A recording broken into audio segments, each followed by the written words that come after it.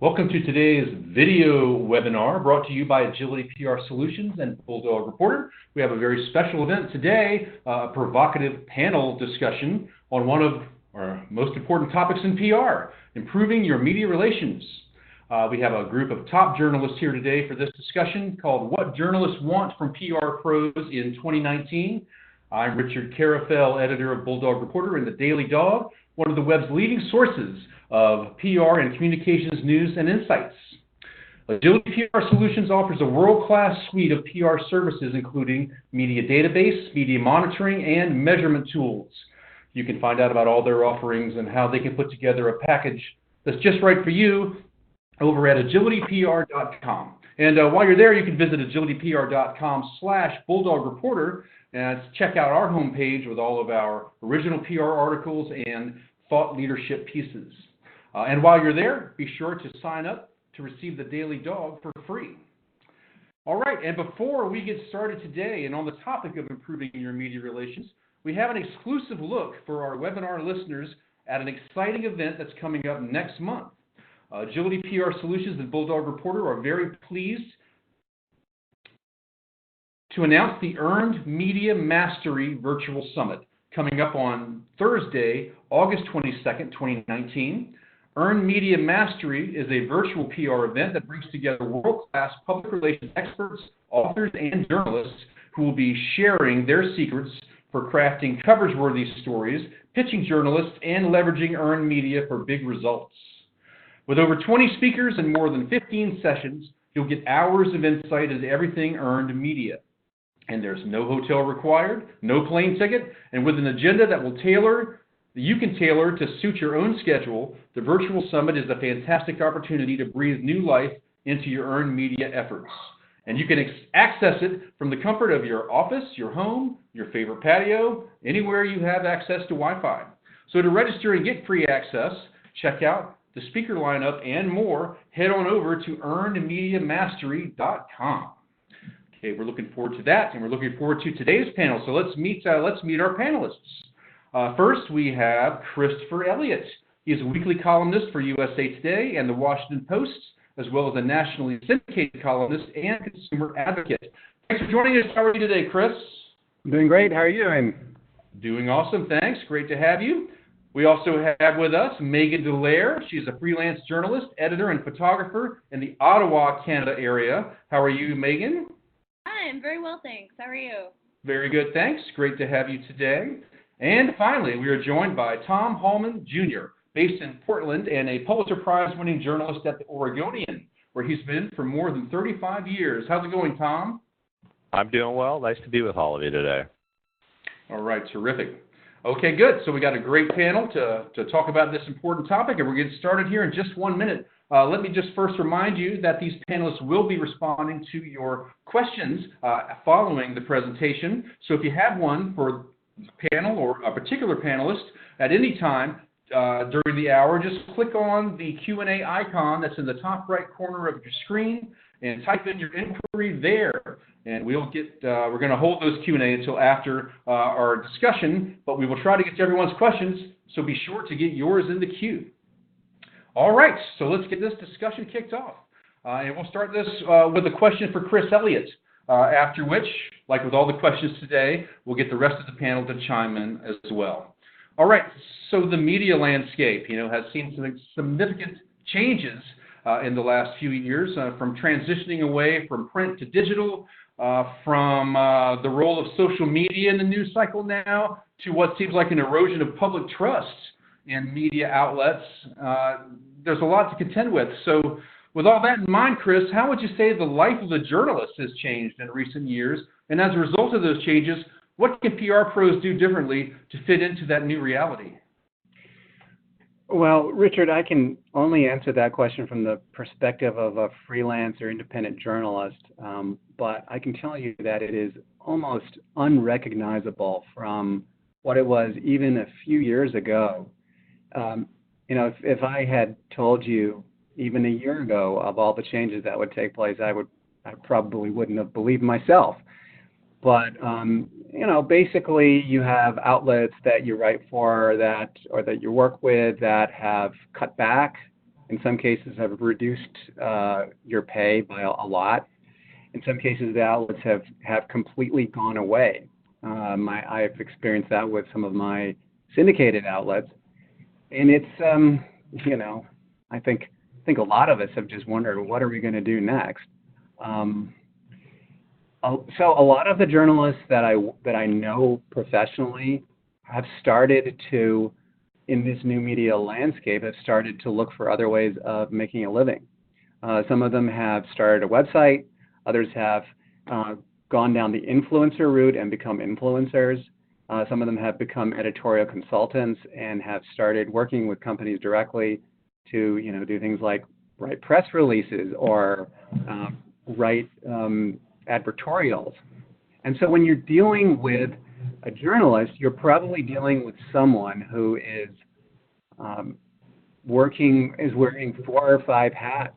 Maybe they're writing for one news outlet one day, and then the next day they're starting working with a website or doing some influencer marketing.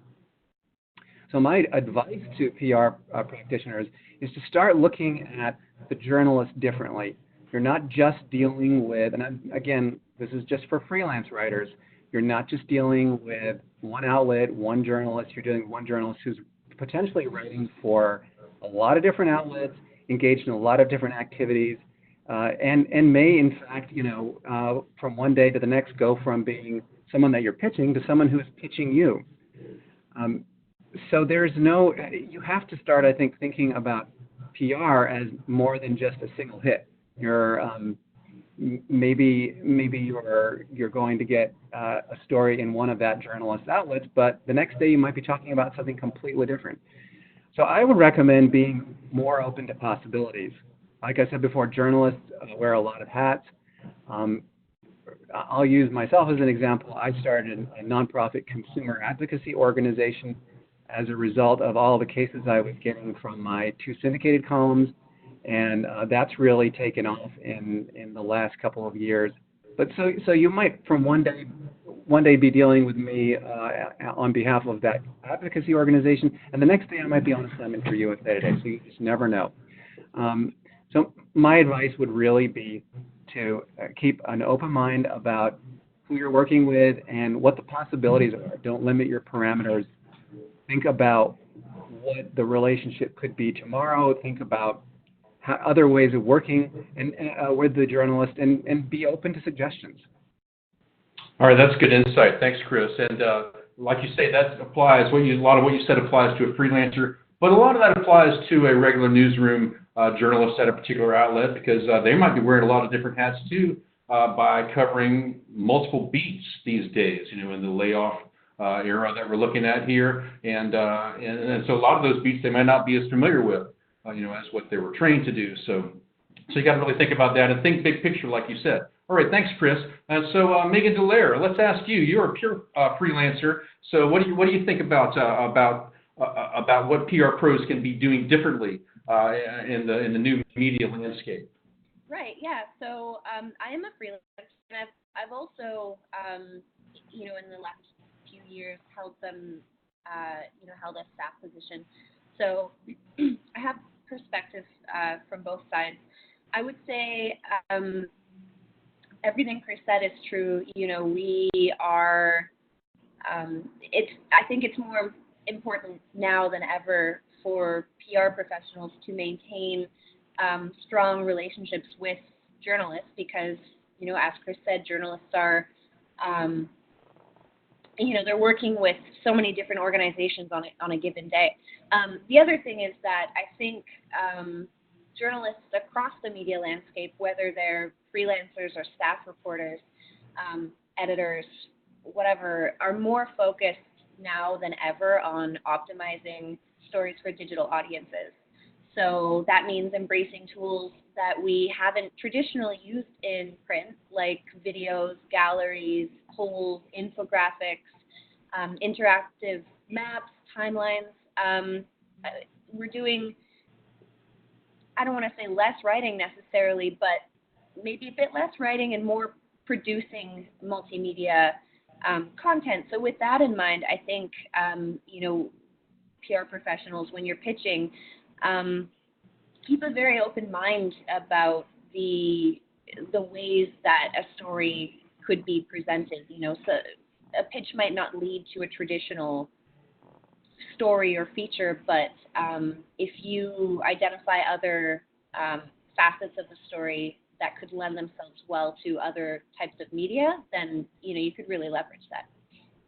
That's pretty cool insight. Wow, and I love that idea of the journalist as a producer, not just a writer anymore, because you're not just worried about the words on the page. You got a lot of other elements to deal with, and most journalists want images or some kind of video, even or charts, pictures, all kind of stuff they could kind of liven up a story online, which is where a lot of the focus is, like you said. So great. Okay, thanks, Megan. Really good insight. Okay, and Tom Hallman Jr., you're a regular newsroom guy at the Oregonian. So how do these changes affect the way PR people are dealing with you?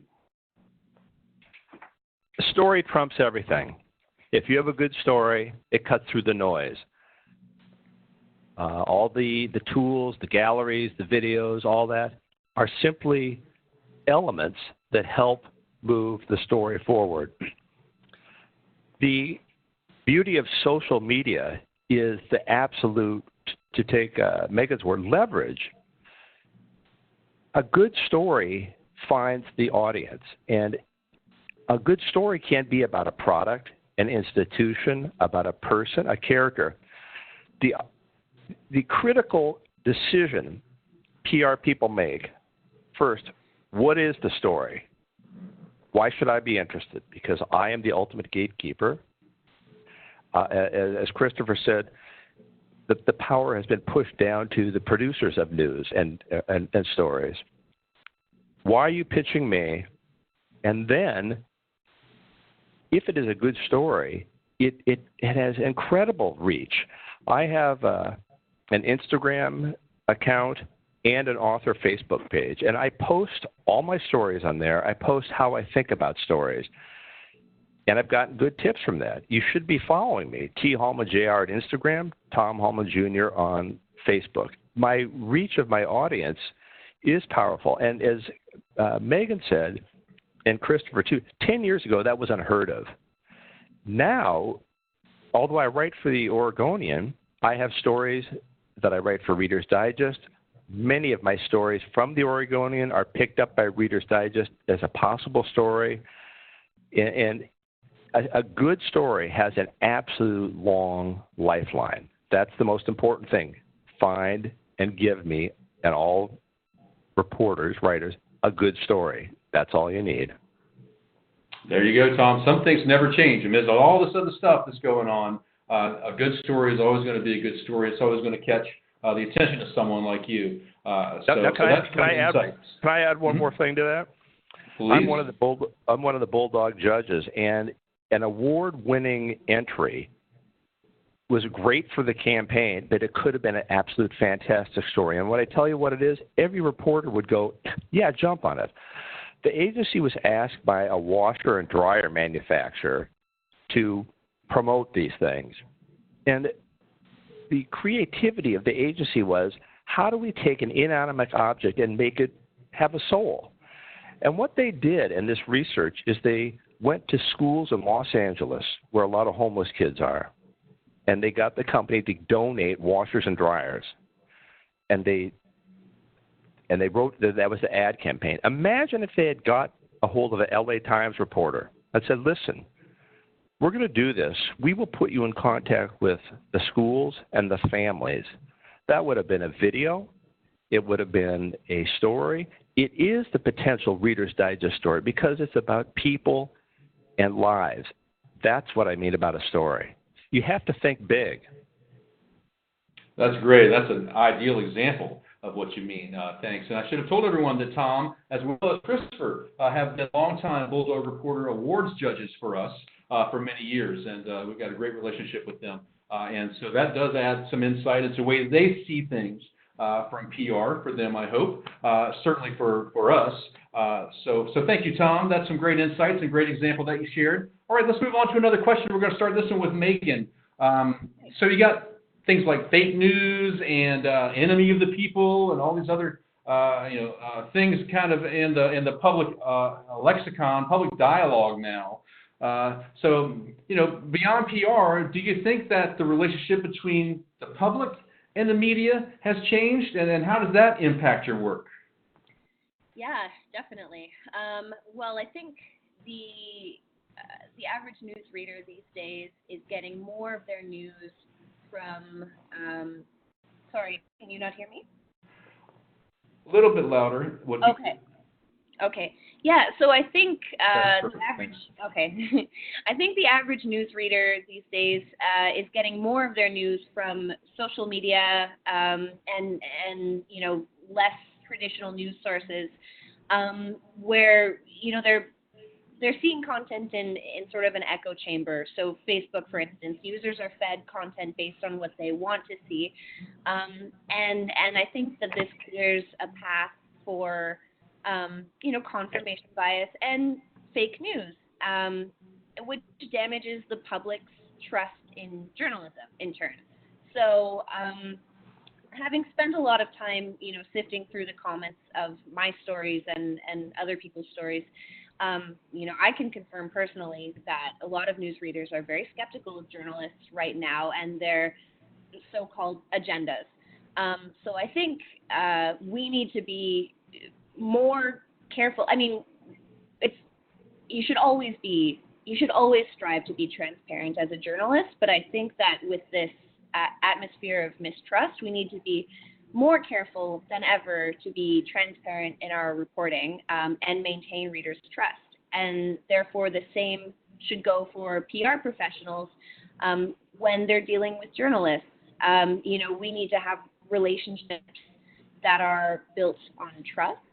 And so, I can tell if something that I'm being pitched is maybe misleading, one-sided, or benefits a corporation or a company more than it would benefit my readers, and I know that their sniff test, is going to sniff that out too. So I think that for PR professionals to be as transparent and honest with journalists as we're expected to be with readers is very, very important.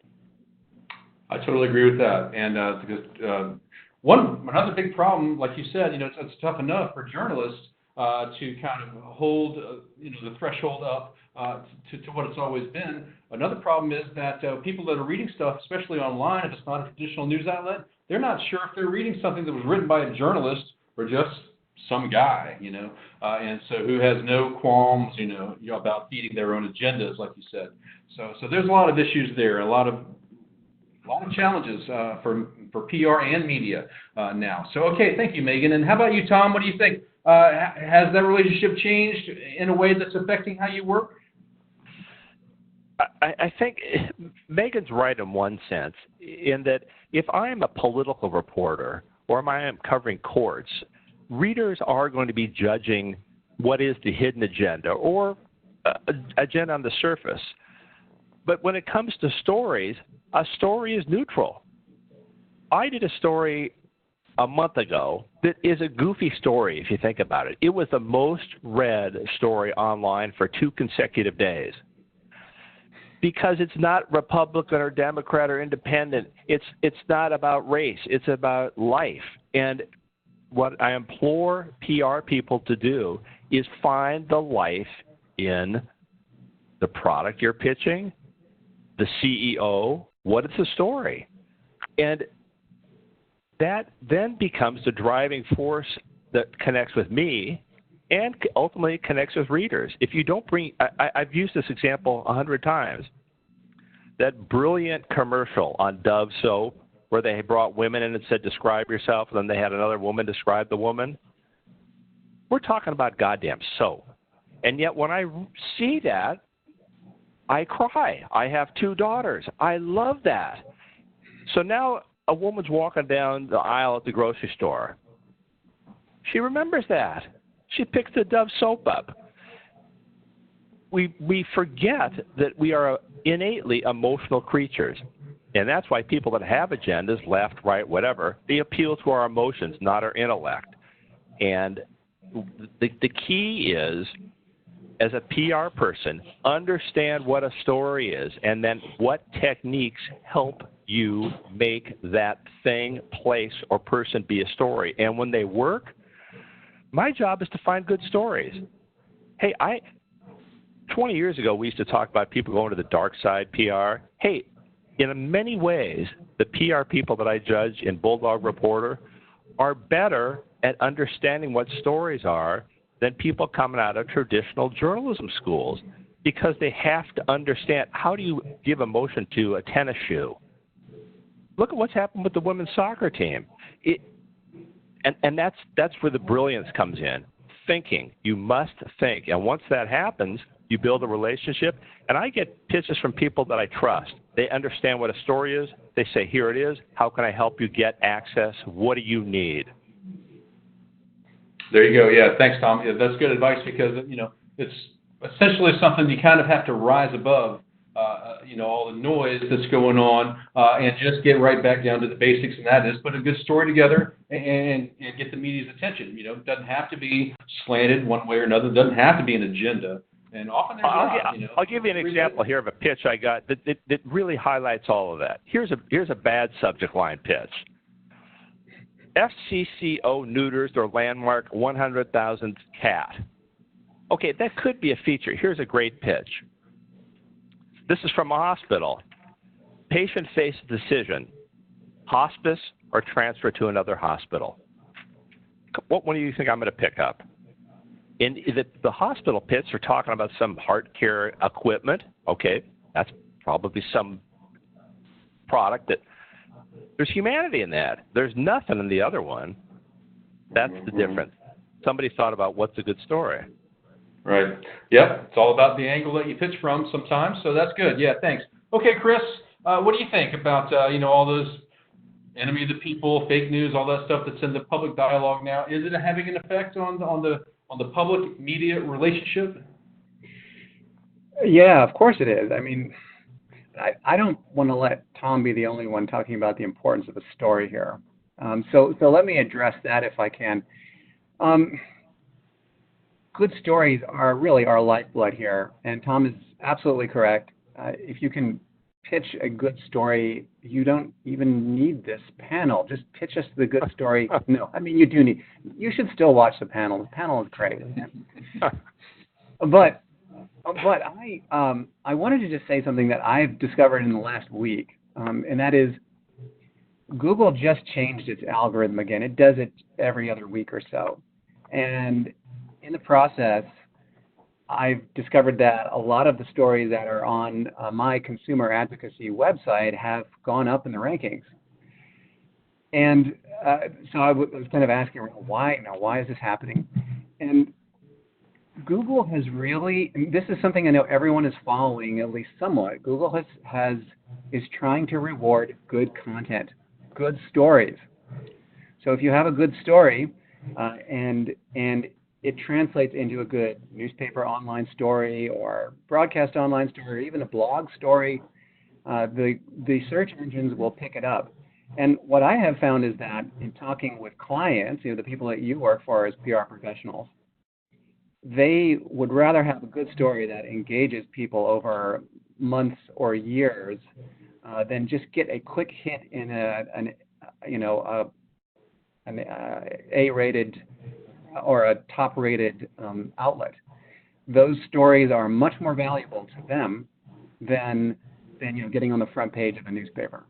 And I think that there's definitely been a shift, but going back to what Tom said, good stories are being rewarded now by the search engines, and that's really a significant thing. Yeah, that is significant. That is an interesting thing that Google does with those algorithms, and they do update them very frequently. But it's nice to know that even Google can appreciate, what's a quality story and something that needs to be gotten out there. So okay, thanks, Chris. Thanks a lot for that insight there. Let's move on to something else. So for Tom here, let me, if you're following a reporter on social media, that's one thing. But trying to pitch that way, that might be a stretch. And most reporters I've talked to don't think that's a very good approach. But social media does play a role. What role does it play in your work as a journalist? And do you think social media should be a part of PR's media relations strategy? Definitely. When I write a story now, I put it on my author Facebook page and Instagram.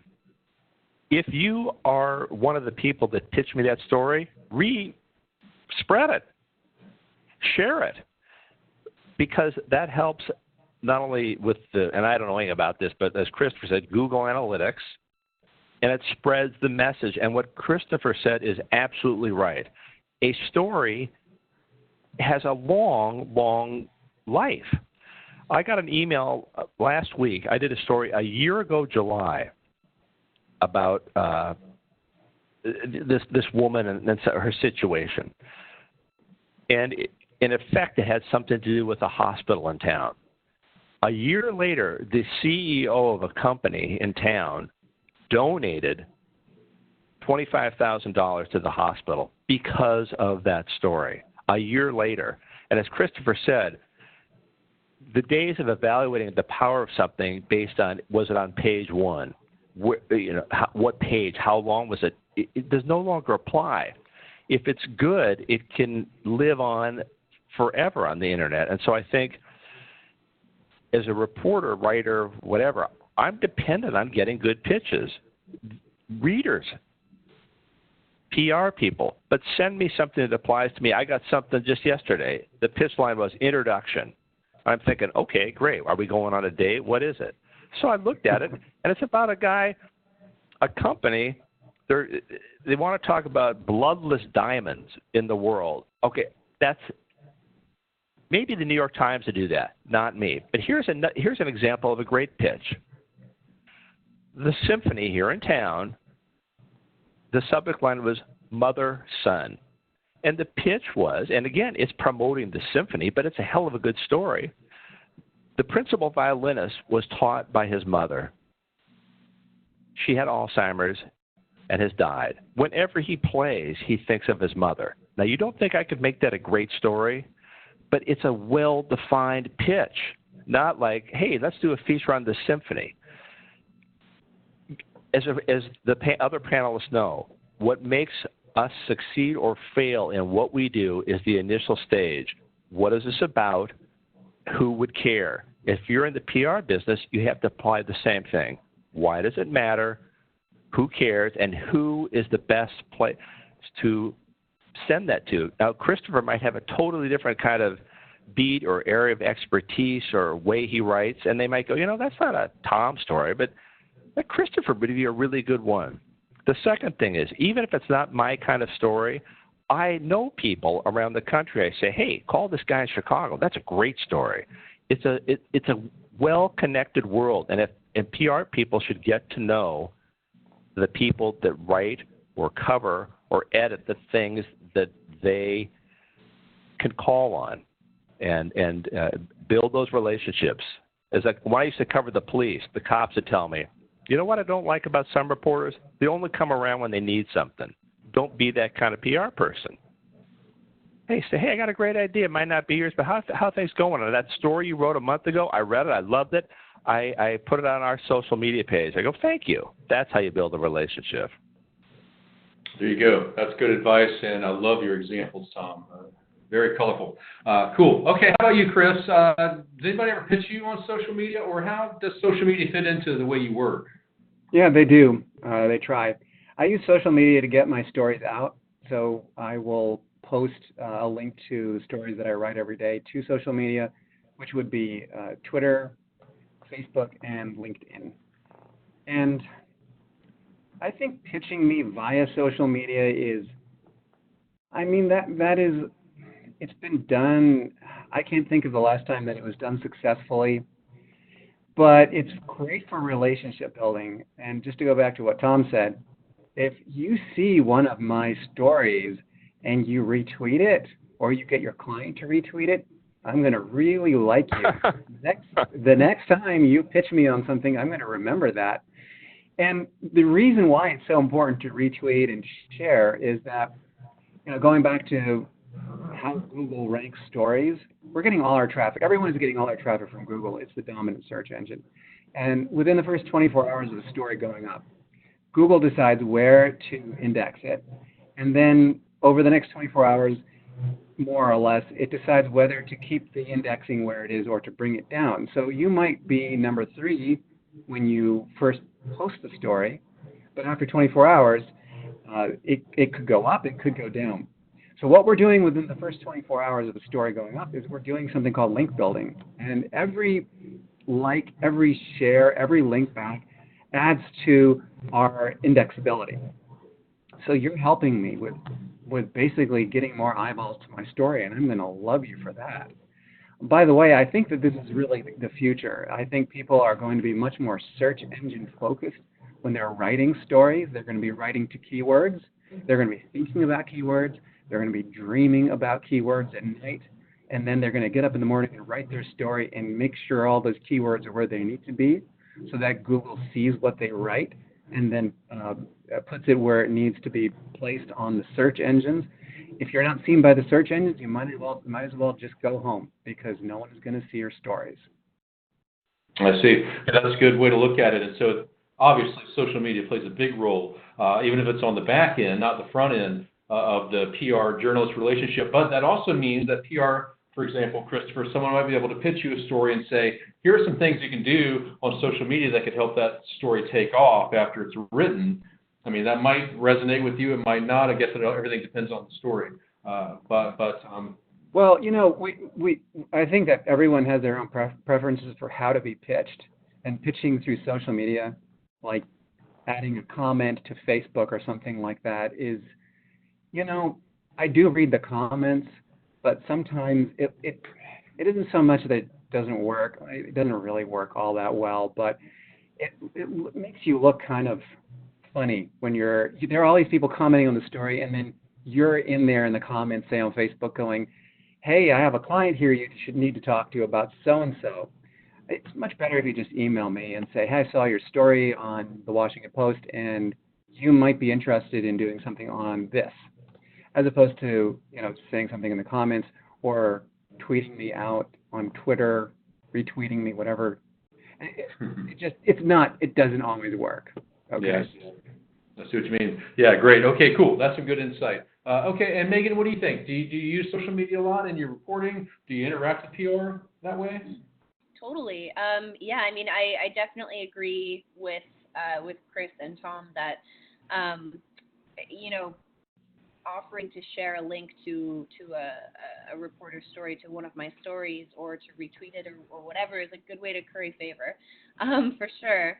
And yeah, social media plays a huge role. It's a platform for our content. It's a way to spread our stories. It's a way to study our readers. Using Twitter analytics and Facebook analytics and stuff like that, and it can be a source of inspiration for stories or follows. And it's also, it's a useful tool that PR professionals can use to study the reporters that they want to pitch to, because, many of us are sharing our stories on our Twitter, profiles every day, or on Instagram or on Facebook. And, aside from checking out Muck Rack or going to each of the publications that we write for, looking at what we're posting on Twitter or wherever we post our stories is a really good way to gauge the kinds of stories that we're compelled by and that we're compelled to share with our readers. One thing, though, that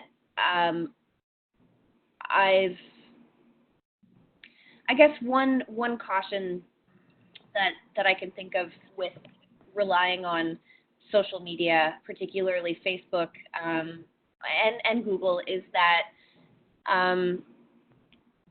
even though social media is a very, very important component of the modern journalism landscape, it's sort of a shaky foundation for a modern media framework, in the sense that, or as a home for our content, in the sense that Social media platforms are dynamic.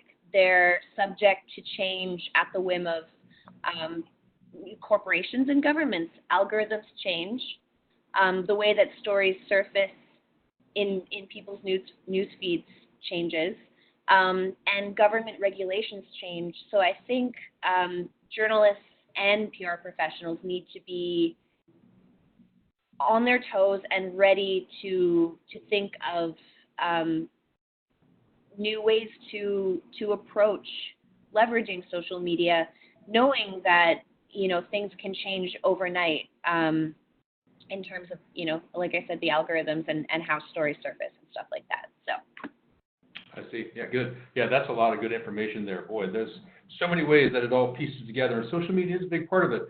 But pitching via social media, like you've all kind of alluded to, might not be the best way to go. So having said that, Chris, what are some other common misconceptions that PR pros might have about journalists today?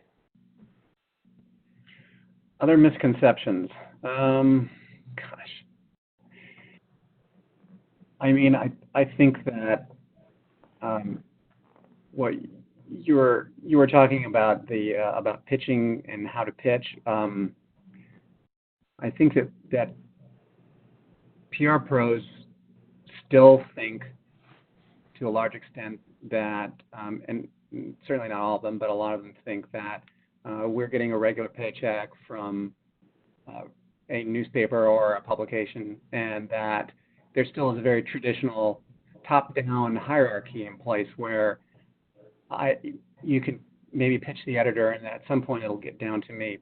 And that really is, in some cases, that might be true. In my case, not so much, because I work on a lot of columns. So I have a lot of leeway as to what I can write about and what I don't write about. And so when you're pitching someone, like if you're pitching a travel or a consumer-related topic, you probably are going to want to come straight to me with that idea instead of to my editor, although you might want to also pitch. Sometimes I will get story ideas from my editor. I think that's one misconception, that there is a more formal structure like that in place. And then the other thing, too, is you might be dealing with someone who says that they're a columnist, and it says staff columnist in the byline, but in fact that person is not on the payroll there, and they might be working, he or she might be working for several other publications. You just never know who you're going to get through to. So maybe the takeaway for PR professionals is to just assume nothing. It's like journalism, really. Assume nothing. Don't assume that because you're emailing someone at a publication that you're dealing with someone who's actually working exclusively full-time at that publication. So that's definitely one major misconception that I've found over and over again. That's really interesting, and that's the way I appreciate you breaking down kind of the way the structure of the newsroom works, and the hierarchy and everything. And that's pretty important information, and obviously that varies depending on the journalist who might be working for several publications, or a straight newsroom guy, or a pure freelancer like Megan, for example. Should someone come to you with a pitch, obviously they're going to want to pitch you, but then you've got to turn around and pitch that story to someone else, right? So what's the PR person's best approach overall for getting that story covered? Yeah, I mean, I guess, so if we're talking about, who PR professionals should pitch to, whether they should, pitch to the editor or pitch to the reporter, in my experience, I think it's fine to pitch to the editor and the beat reporter, just because these days, as Christopher has said, reporters are moving around, quite a bit.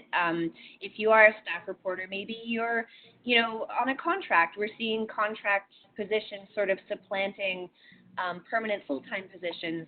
So you want to have a relationship with an editor at a publication that you can pitch to, I think, in the event that a beat reporter moves on from that publication and elsewhere. You still want to maintain a relationship with that newsroom or that publication, but you also need to maintain a relationship with the reporter after they've moved on and wherever they go, because they might leave a newsroom, but they'll still be probably freelancing for multiple other outlets or moving on to another newsroom. So I think I personally think it's worthwhile to pitch to and to have relationships with both the reporter and the editor. So, yeah.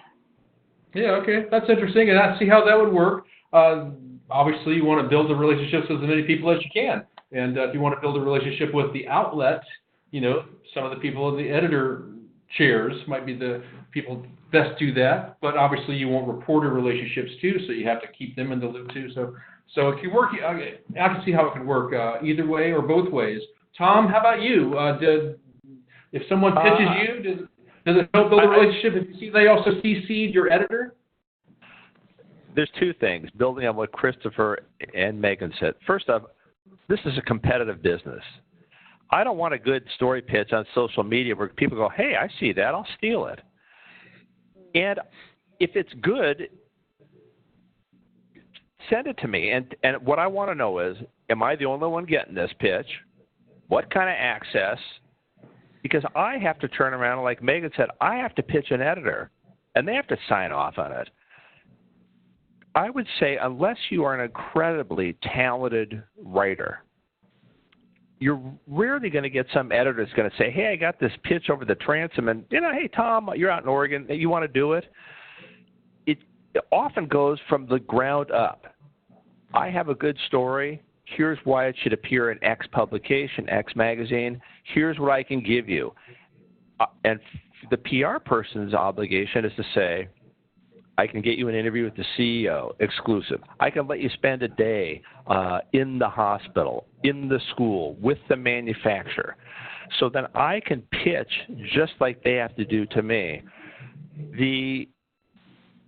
What I don't like are these general email blasts like, hey, and I realize everybody's getting it. If everybody's getting it, I don't want it.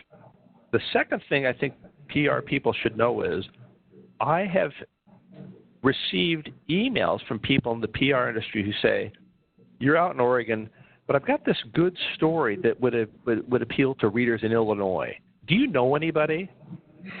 Then I'll say, yeah, you bet. I know somebody who works at this paper, this publication, and I will cut through the red tape for them if they tell me it's a good story. Now, if it's about a car wash is opening up in, Decatur, Illinois, probably not. But if it's a story about an immigrant who came to America, used his entire life savings, and has started a car wash, I go, that's one hell of a story. You bet. Here's who you should call it: Chicago Magazine, Chicago Tribune, at this TV station. And in a sense, I become a PR person for a coworker or someone in the business. Again, it comes down to story. If it's good, you'll do anything to get a good story. We are serving our readers, viewers, and we're also, as Christopher said, we become brands. There is a Tom Hallman kind of story. If you look at me in Google, you'll say, that's a Tom story. I'm going to pitch him this. Even if it's not a local Portland story, I might go, that is such a great story. I know where I could try to write that. Or if it's in Canada, I go, hey, Megan, this is a good one for you. But it comes down to story. It can't be just a bunch of information. We're bombarded with information. We're not bombarded with stories that make us feel and think. And a good story, you could write about a battery shop. Battery Plus could be one hell of a good story if you tell me why. If you don't, I'd say within this newsroom, within 3 miles of me walking around, there are fantastic stories, but we're not getting them because I can't be out there all the time looking for stories. In PR, you must be story scouts. Then we write them, or if we're freelancer, we become a story scout. And each time you move up the ladder, it gets tougher.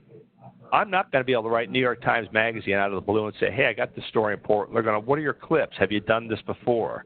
So it's a tough business. And pitch the right person and then help them succeed in what they need for the story. I would hate to get a pitch next week and go, hey, I sent this to Christopher and Megan. Any of one of you want to do it? I'd go, let them do it. I don't want, and I would think they'd probably feel the same way. Yeah, that makes sense. Yeah, that's good stuff. Yeah, and wow, like Megan said earlier, the reporter is a producer, and now the reporter is a brand. And it's true because you do have a brand that goes along with the kind of stuff you do. I do want to add one more thing that Megan said. It is critical if you can provide photos for a story. It just makes my job easier. We do run galleries. There might not be as many photographers as there used to be, but if you can give me the story elements, hey, here's a little video we took. You can embed that in the story. It just makes it so much easier. And Megan really brought that up. Is that there's different. It's not all words on the page. I want to add something if I could. Go ahead, Chris. This whole issue of brands it can easily be misunderstood because there are a lot of people who are going out and selling their influence to the highest bidder. Right. And there are, at least in some of the industries that I cover, there are just a handful of people who have been in there for a real long time. And they're easy to find. I think they're in every industry. There are, maybe a short list of a dozen people who do certain types of stories or who cover certain industries. It's easy to find them. It may not be easy to cultivate a relationship with them, but it's easy to find them. And those are the people who are worth cultivating a relationship with, not necessarily the editors, because the editors, look, the way that things are going right now, those editors don't know if they're going to have a job tomorrow. It is pretty serious. I'm not saying don't cultivate a relationship with an editor, but the real relationships worth having, I think, or worth cultivating are the people who are going to be covering this industry a year from now, 10 years from now, maybe even 30 years from now. And those are the people you should be focusing, I think, your efforts on. I see. Yeah, that's good. That's very good insight there, too. Wow, a lot of great insights in there. Thanks, guys. And we're going to jump around a little bit and start this one with Megan because we've got a lot of questions in the queue. I want to make sure we save time to get to those. Megan, these days, pitching success, you could say, kind of begins and ends with the subject line of the pitch. You got to get all those components in there, like Tom was saying. You got to make sure that the story comes through. But it's hard to do, when you got, just a sentence to work with to grab somebody's attention. So generally speaking, what do you look for, or what do you even see in a subject line that's more likely to get your attention and get you to at least open that email? Sure, yeah. So I guess one element, and I don't know if I have this in common with many people probably, but so I don't love the spray and pray tactic that the others have kind of alluded to, the whole firing off, it's firing off a pitch to every outlet in a given area and hoping for somebody to pick it up. And so if I see a subject line with any kind of like either the name of the publication that I'm writing for, or some kind of for Yahoo Canada, for Megan, or for whatever. I think that shows me that it's a more personal email. It's not just, I'm not CC'd with 500 other people. Also, I'm sure you guys obviously already know this, but never accidentally include all the CCs together so we can all see them. Because if I see my name with 150 others, I'm just going to click away because I know someone else is going to pick it up. So yeah, for me, a little thing is like if there's something in the subject line to indicate that this email is intended for me or for the publication that I'm with, then that helps a little. But most importantly, it's just telling or alluding to a very interesting and human story in essentially a headline. And it's something that journalists have to do every day when we're writing headlines or when we're pitching stories or writing leads. And it's about identifying the relevance, the impact most of all, and the human element. So, you could say, organization donates 10,000 socks to shelter, or you could say something like, I'm not going to think of the example. Yeah, it's just telling a story, but also if you can personalize it somehow, so I know that it's specifically for me and not for me and 500 other people, then I'm more likely to be interested in it. Right. Yeah. I know. And I know it's kind of an intangible thing. What grabs your attention and what doesn't. Can't really boil it down to a specific set of criteria. I understand that. And nobody on this panel would be surprised, but PR people might be surprised to know how often you get a pitch and you see every single person who's been CC'd at the same time. That is a little bit maddening. Okay, thank you, Megan. Chris, that must happen a lot. I'm sure you cover such a wide range of things, consumer interest and travel and stuff. Is there a certain subject line style that grabs you? That grabs me positively or negatively? Either way. Okay. Well, negatively, Megan did a really good job of matching that one. Yeah. I will say that there's some software that I think will add your name to the subject line. It'll say, Chris, you've got to check this out. And right. Sometimes it doesn't work quite right, and so it says, open bracket, first name, close bracket. So personal. Stop using that software, please. I guess there are a lot of ways that you can negatively send it directly to the recycler or whatever, the deleted box. But positively, I really like when someone says it's an exclusive. So we say exclusive story. That will get my attention. Oh, yeah. However, if it's not a real exclusive story, I will not be very happy about that. So don't use it unless it's actually true. The other one is RE. I know I've talked about this in previous panels, but it continues to be a real annoyance. Only put RE, so RE : if I've actually responded or if you're responding to one of my emails. If you put RE and I haven't actually responded, you're really gaming the system, because I'm going to assume that we're in the middle of a correspondence and I'm going to open the email because I want to know, okay, what did you just say to one of my emails? So Don't abuse RE, because you'll have pretty much the same reaction as when you use that software that doesn't always add your name. Yeah, you're right. There are certain things that'll dupe you these days with the way the game is played. So yeah, I hear you. That's good stuff, though. Thanks. Exclusive definitely can sell the story sometimes. So what about you, Tom? You look for an emotional component, in your stuff, and it might not be able to boil it down into a sentence and a subject line. Is there a way that works for you, though? The bottom line is, what do I get out of this? And by that, am I going to get a good story that's going to show my editors that I'm valuable, that's going to connect with readers, that's going to allow me to maybe pitch something to a magazine? What's in it for me? One of the things that strikes me, and it kind of goes back to when I was covering cops a lifetime ago.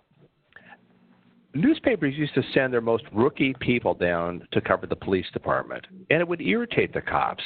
They'd say, we get called up on the stand to testify, and we got to say if it was a revolver or a pistol, and here we get somebody down here who doesn't even know the difference between a robbery and a burglary. I think some of the pitches I get, it's interesting. I've gone to talk at schools and met PR people that are young, incredibly creative. I would put a challenge out to the agencies that are listening to this. Tap into those young people. I think sometimes I get pitches from the person who's just been hired and they've been told, hey, send out pitches for all this. And they get some mailing list and send it out. What I want to know is kind of what Christopher said. Funny story, great story. And then if we are in this business and successful, as all these panelists are, that excites us. We want to write a good story. We want to write a good column. And if you can give us that, we'll do anything to get it. then your responsibility is get me the access, get me those photos, make it exclusive.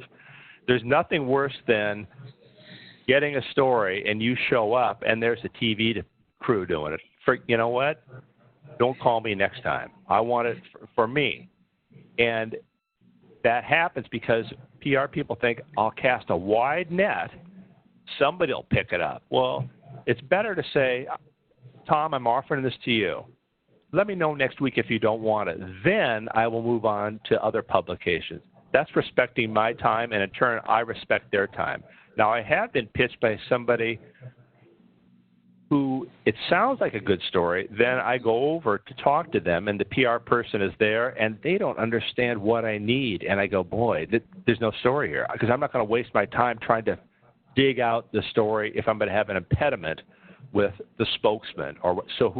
Pick the right person to be the face of the product company, whatever, that's going to work with the reporter. Pick people that understand storytelling. There you go. Good stuff. Very good stuff. All right. So, all right, guys, that was an incredible discussion. As always, a lot of incredible stuff came out of that, and a lot of very useful stuff for PR, for pitching. So we got a lot of questions in the queue. So we're going to cut it there and get to the Q&A and try to tackle a couple of things. Like I said, we've got a lot. We'll never get to all of these, but we got some things to definitely talk about. But first, we're going to go back to Agility PR Solutions, where Kaisa is going to talk to us for a minute about how you can get your pitching game firing on all cylinders by supercharging your media outreach. Hi, Kaisa.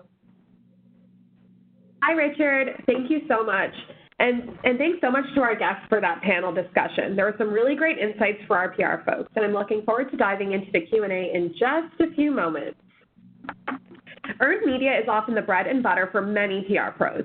And so if your media outreach solution is anything less than stellar when it comes to helping you discover and connect with journalists more easily, you may want to reconsider. Here are a couple of things to keep in mind if you're considering a new media outreach solution. When you search for contacts by keyword, we scan billions of articles to find the journalists and influencers who have written recently about your particular topic. These powerful search capabilities are a must if you want precise, custom results that deliver contacts who are a perfect fit for your brand and message.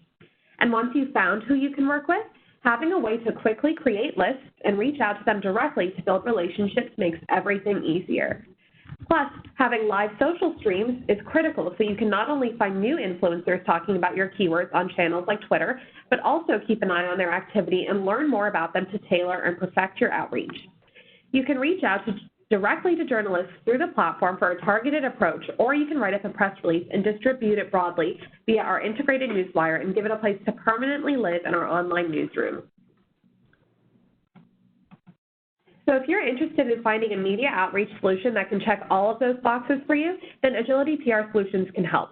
The first 20 people from the webinar today to take a quick tour of our media outreach solution will be sent a complimentary e-gift card for coffee to start their day right. To get started, sign up using the link in the chat section. Thanks again, everyone. All right, thank you, Kaisa. Okay, and like I said, we got a lot of questions here, and I've kind of boiled some of these down to the common denominators. So let's just go around the horn real quick. And we start with you, Chris, for this one, because Jessica says, it sounds like everybody's talking about how the relationship is the key here, as far as ongoing, long-term success, with a particular journalist. So if you're just starting a new beat, or you got a new reporter in town, or you're in a new town, what are some recommendations for kind of breaking through all the email noise and everything that's going on and trying to get a healthy relationship started with a reporter? What do you think, Chris? That's a great question, Jessica. Thanks. I'm trying to think back to when I was new in town and in a situation like that. I mean, there are all kinds of unconventional ways that you can approach a journalist. I mean, I think, for example, the phone is, even though we hate getting pitched by one of these carpet bombing email press releases, and then having the PR professional call to follow up on that press release, that's extremely annoying. I think you can probably pick up the phone under other pretenses if you have nothing to pitch and just introduce yourself. That has actually worked for me. if you're new to an account, or maybe even asking, this goes back to what Tom said, asking the reporter if there's anything that you need right now, if there are any resources that you need for working on your stories.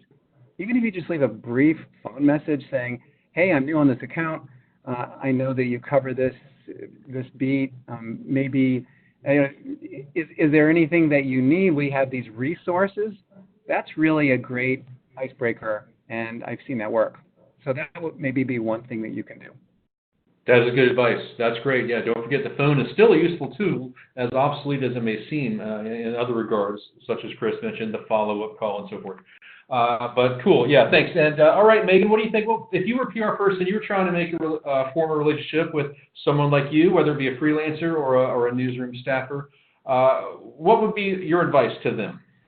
Yeah, I guess I think Chris raised some really good points about the value of just reaching out to somebody without a pitch, just to introduce yourself and ask some questions.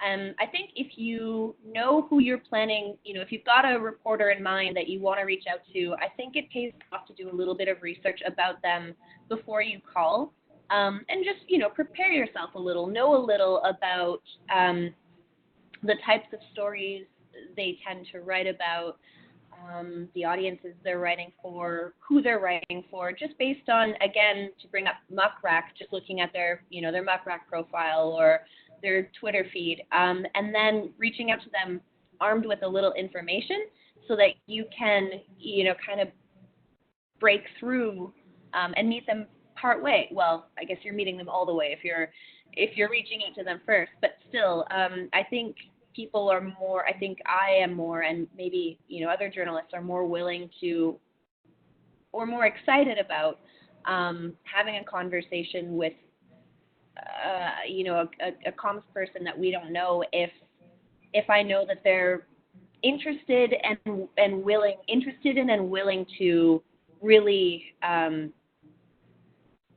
pay close attention to what I'm writing about and what I do. And then again, like Christopher said, going from there, asking, what do you need? What kinds of stories, really work for you? What are you interested in covering? If I'm freelancing for somewhere, or I'm in a staff position somewhere, maybe, are there any new series or campaigns that you guys are trying out or working on?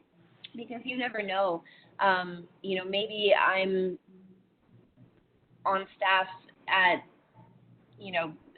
we'll say, Canada, and we're talking about a new video series on,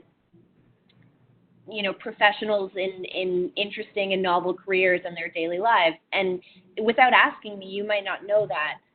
Because we're not, blasting it out on social media at this point. So I think if you ask, if you take the time to look into what a journalist is about, and ask them, what they need, I think that goes really far.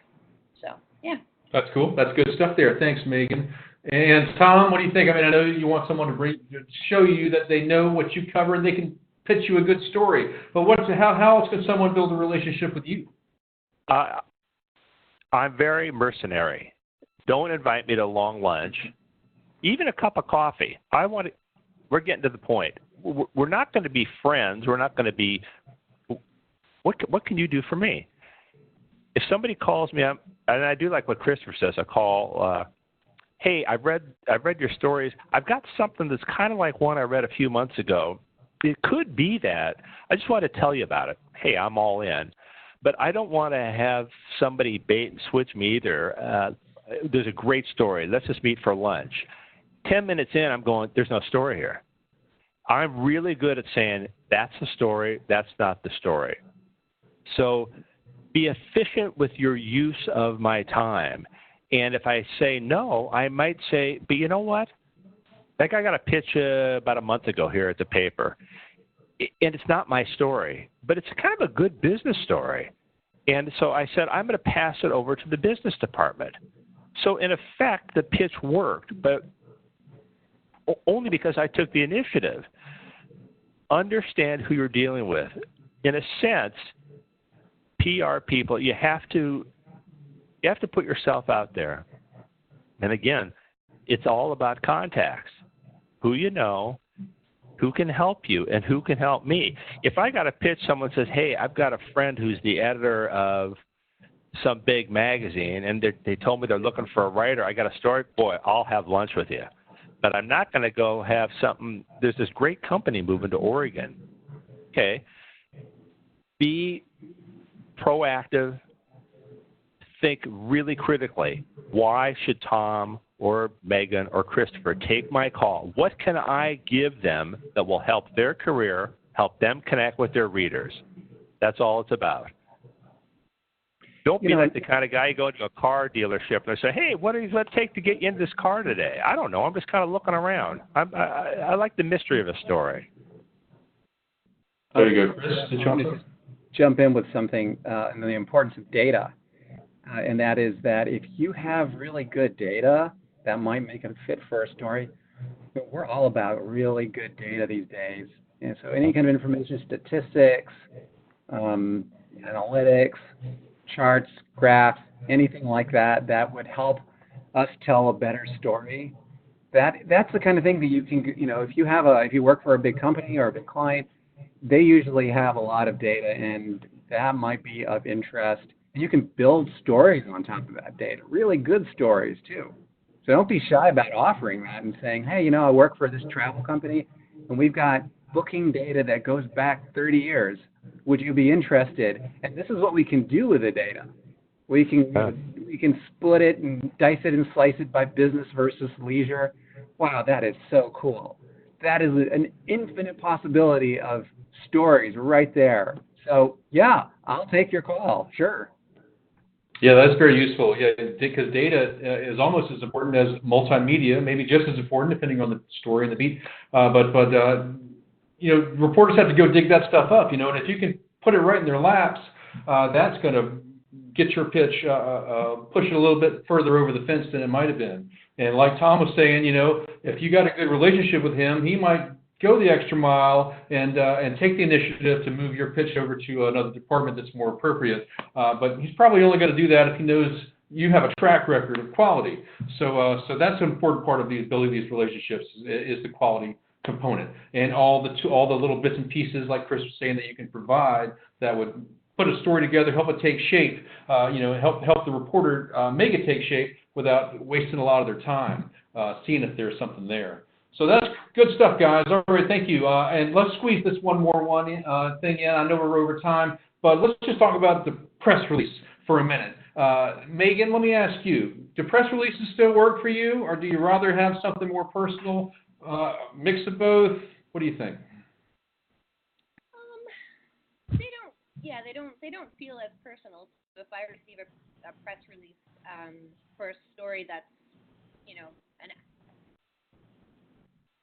kind of compelling, but not insanely compelling, I'll just maybe assume that somebody else is covering it.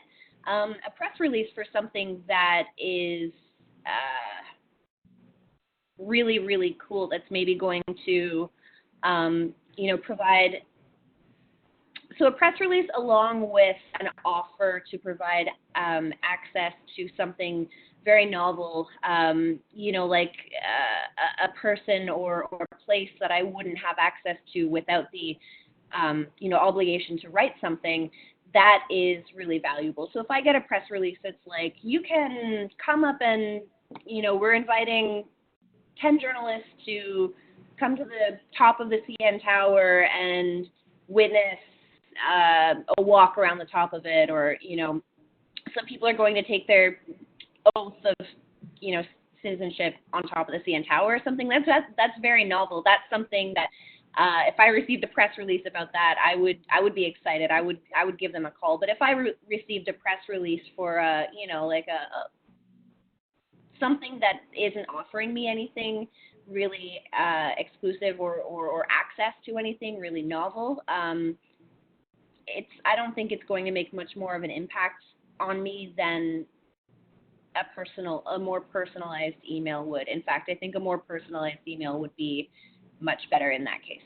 Yeah, I see what you mean. That's a good example, good differentiating there. If you can make it actionable for the reporter, then there might be some action there. All right, and how about you, Tom? I'm going to guess that a press release doesn't really fly too far for you, but is there a time when a press release can resonate? Yes, and I would say kind of what Megan and Christopher said. If there's a press release, and we see these stories every year, there's more U-Hauls going out of Portland than are coming in. That's the kind of data Christopher's talking about. We would do a story on that. If Megan says, yeah, we're taking a bunch of kids up to climb Mount Hood, that's a thing. The real hidden gems are on these low-level, mid-level businesses. They're not doing anything all that sexy, but there's stories of humanity there. And I had 2 stories in the last month to show this. One was at a nursing home where the maintenance guy ended up getting this gnome from a couple, and the damn thing fell over and broke, and inside he found a little angel. Well, I wrote a very heartwarming about the meaning of that. Lots of publicity, lots of readers. The other one was about a guy at a car dealership who found a diamond ring when he was doing some work on the car. And it's the story of the ring. And the woman who, it's a great story. That story has been sent to Reader's Digest as a potential. It got, as Christopher said, the Google Analytics, which I can barely use my iPhone. I don't get how all this stuff works. But you can see the traffic build and build. And on my Facebook author page, I get those same analytics. 2,000 people reached, and you can see where they're at. Those are stories about an event where the writer finds the humanity. And when that happens, you have an incredible story that, as Christopher said, has a longer life than more U-Hauls leaving Portland this year than are coming in. Both are good. They both serve different audiences. So be aware of your audience. There you go. All right. Thank you, Tom. And Chris, we're going to give you the last word here. Press releases still work for you? Press releases are an interesting thing because I think a lot of clients insist on having a press release written up for just about everything, whether it's newsworthy or not. But just to make some meta comments about this whole issue of press releases, do I read press releases? I probably get dozens, hundreds even a day, and no, I don't read them all. I don't have time to read them all. I think the function of a press release is changing, though.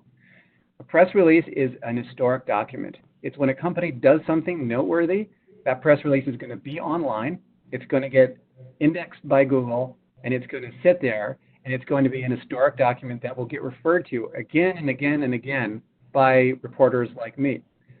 So in that sense, I think doing a press release is important. Putting it up online in your media room is important.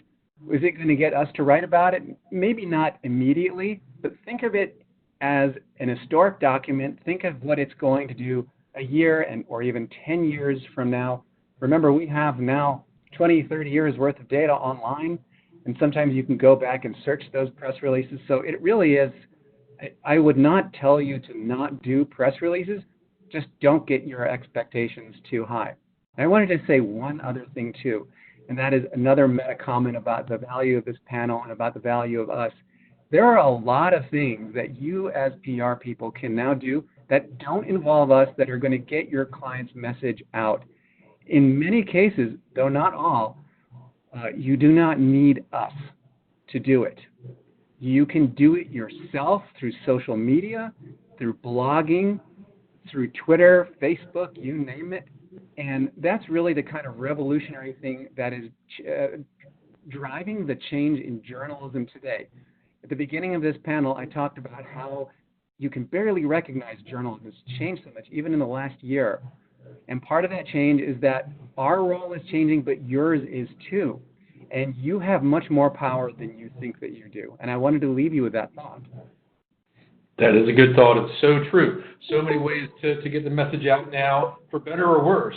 It works so many ways. You can bypass media altogether if you choose to, but some clients want you to get that good old traditional coverage. And so that's why we're all here. And I appreciate all your insights, guys. Terrific insights from everybody. A lot of great examples and a lot of great approaches and ways to look at things that you might not have thought of before beyond the regular tactics of the day. So thanks, and we have reached the end of the hour. So I want to thank Tom and Megan and Christopher for all those insightful comments. and they're busy journalists, and I thank them for spending some time with me today. We really appreciate it. Let me remind you, you'll be receiving a recording of this webinar to watch or to rewatch or share within the next 48 hours, and that this webinar series is brought to you by Agility PR Solutions, and you can check out all of their services at agilitypr.com. So thanks again, guys, and thanks everybody for tuning in. And don't forget to sign up for free for the Earned Media Mastery Virtual Summit that's coming on August 22nd over at earnedmediamastery.com. Definitely check that out. A lot of great stuff to see over there, and you definitely do not want to miss that. So we'll see you next time, and so have a great day, everybody. Cheers. Thanks. Bye.